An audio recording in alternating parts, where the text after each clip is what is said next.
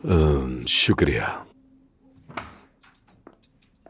दोहा, अदनान क्या अभी तक नहीं उठा? कल रात अदनान की तबीयत कुछ ठीक नहीं थी असमत साहिबा, वो थोड़ी देर और सोएगा। तो बताया क्यों नहीं तुमने हमें? हम डॉक्टर को बुला सकते थे, अस्पताल लेके जा सकते थे। मैं थी ना अपने शौहर के पास, फिक्र की कोई बात नहीं। देखो तो जरा, ये मोहब्बत करने वाली बीवी का ड्रामा मत दिखाओ, मैं समझ गई। मेरे पोते को तुम्हारी जरूरत नहीं है।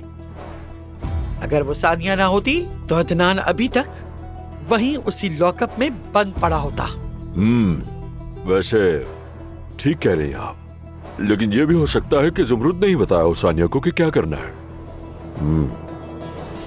वो सफेद कॉलर वाला मगरूर उमर मुझे बता रहा था, दोनों ने मिलकर अदनान को निकाला है।